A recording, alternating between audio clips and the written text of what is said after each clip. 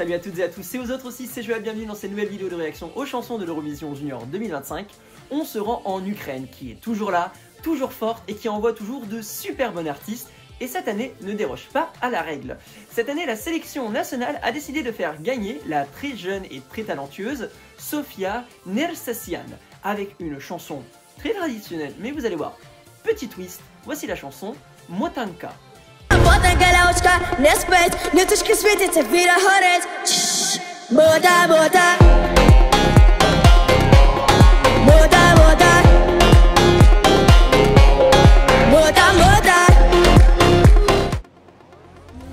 Wow, oh wow, ok. Ok, voix très puissante.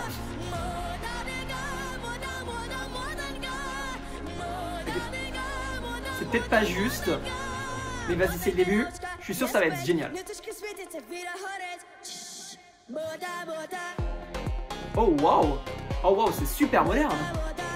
Oh, ce virage traditionnel moderne.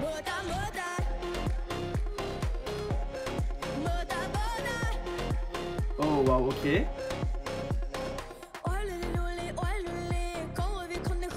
Oh, j'adore. Oh, c'est justement le type de chanson que j'adore.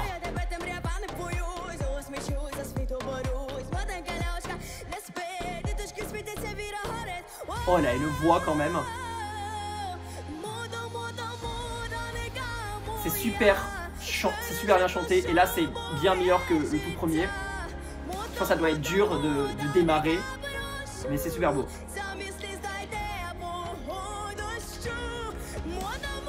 Alors j'ai quand même fait des petites recherches pour savoir ce que ça veut dire Motanka avant. Et en fait c'est, si je me trompe pas, une poupée traditionnelle comme signe de paix qu'on fait en Ukraine justement avec de la laine. D'où justement les grosses pelotes de laine je pense et un peu tout ce qu'elle a comme décoration sur elle. La Corée est pas mal, mais vraiment ce Mota Mota, il est génial. Je m'attendais pas du tout à ce genre de chanson pour elle. Comme quoi finalement il ne faut jamais juger un livre à sa couverture.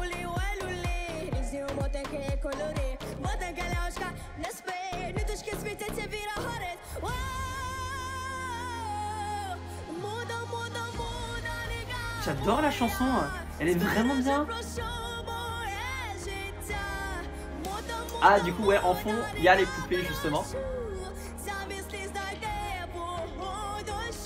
Je pense que la version studio elle doit être 8000 fois meilleure avec vraiment l'instrumental en fond. Elle a une super prestance sur scène. Attends, elle a chanté anglais. Ok, bon l'anglais était pas fameux mais on est ok. Oh, elle est top la chanson, j'adore. Mota, Mota, Motanka. Et tout le monde peut chanter en plus. Chut. Waouh, alors, l'Ukraine. Déjà l'année dernière, j'étais fan de Dim ou Hear Me Now. Même si en cours de route, forcément, comme c'est une des premières chansons sélectionnées, je dis j'adore et ensuite ça baisse un peu dans mon classement.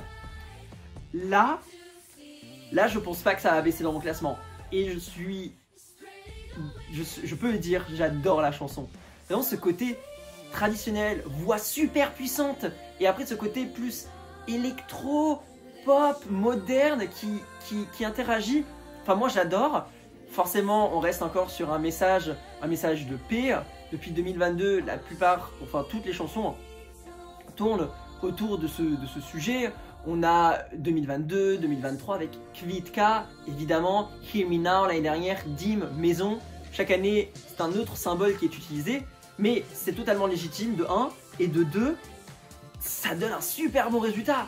Et moi, je surkiffe la chanson, donc franchement, je souhaite, l'Ukraine remporter l'édition avec cette chanson. Je vous donne la victoire. Franchement, bonne chance Ukraine. Vous avez toutes les cartes en main pour gagner, je pense, cette année.